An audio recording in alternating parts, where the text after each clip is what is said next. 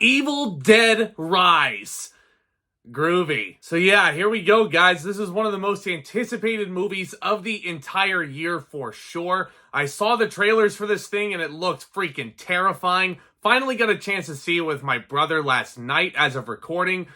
And let's talk about it because, oh, this is a doozy. So this movie, directed by Cronin, features a reunion between two estranged sisters. This gets cut short in one of the sisters' apartments by the rinse of flesh-possessing demons, as should be per the norm with an Evil Dead movie. This thrusts them into a primal battle for survival as they face the most nightmarish version of family imaginable. Now let me tell you something right now. That original Evil Dead trilogy is one of the most influential horror trilogies of all time. This is what put Sam Raimi's name on the map right here, were these bad boys. And I know there was a remake that came out like 10 years ago.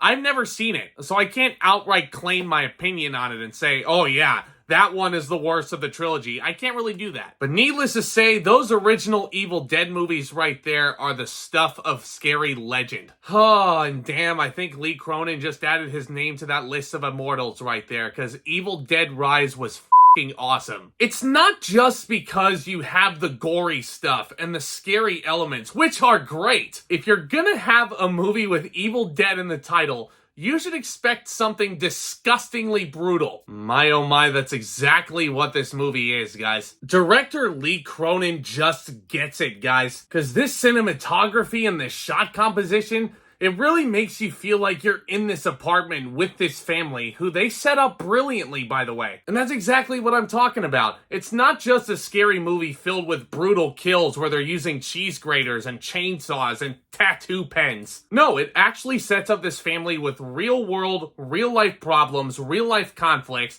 and you want this family to get out of it. These two main sisters that you meet are so freaking estranged, and when they come back together here, it's like you want them to heal. Obviously, if you've seen the trailer, one of them absolutely does not heal. But you get what I'm saying? It's like you want these people to get out of this crummy situation, and you really feel for these characters. You don't really look at them and think they're dumb by any stretch. The little brother in this does make a pretty dumb decision, but I think without that, we wouldn't have a movie. Every character action and equal or opposite reaction is justified. Every character's motivations are crystal clear. And damn it, the performances are so good too.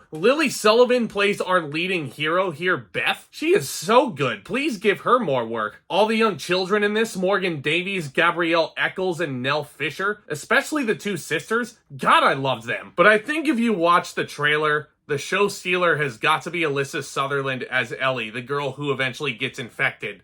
She is freaking marvelous. I think that the voice that they put on her and her demeanor and everything that she's throwing into this and the makeup, it's nightmare-inducing, which, all due respect to Sam Raimi and the original Evil Dead movies, I don't really think there's anything in those that is quite as nightmare-inducing as what Alyssa Sutherland is doing here. This movie will never make you want to look through a peephole ever again. But guys, I am just sitting here and I am so happy that I am so in love with this movie. It's a really good year to be a scary movie fan. It's a great decade to be a scary movie fan now that I think about it. This is just another one to add on to a long-running list of instant classics.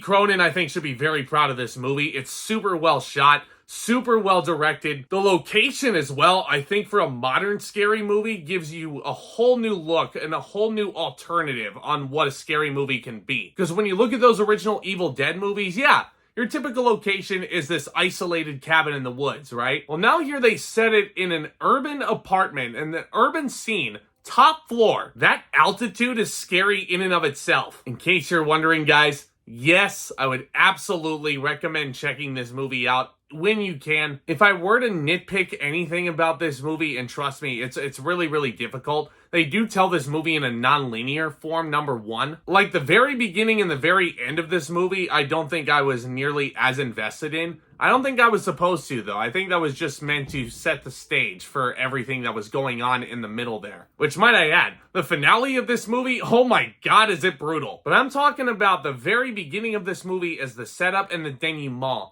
I get why it's there, but then again, the really interesting stuff is all that family drama that's smushed in the middle of that great sandwich there. And yeah, if I'm really, really nitpicking, the thing you see in the trailer, the eeny, meeny, miny, mo, that's in the movie, and it's terrifying. But all I could think sitting there was like, I saw this in The Walking Dead. And yeah, I realize it just may be nitpicking and everything like that, but besides those couple minor things, I loved this movie. I highly recommend it to any horror fan. Any fan of The Evil Dead, you should definitely be seeing this on the biggest screen possible. I'm going to give Evil Dead Rise an A. Certainly one not to be missed. Let me know what you thought of Evil Dead Rise down in the comment section below. Is this your favorite entry in the franchise up to this point? As always, I love discussing all new things in movies and entertainment on the regular over here. Do consider becoming a subscriber and tap on that bell so you don't miss another second of the action. Hit that thumbs up also, because trust me, over this summer, it's going to get really busy over here, and this content is going to come in hot and heavy, no pun intended, of course. Lots of big blockbusters to look forward to. I will be seeing Guardians of the Galaxy Volume 3 on opening night. I cannot freaking wait. And I still have to put out my 30th anniversary commemorative review of The Sandlot, still to come on this channel. Lots to look forward to, like I said. Y'all are the best, guys. Thank you so much for sticking with me and continuing to support this channel. And with all that being said, Back Talk, commence!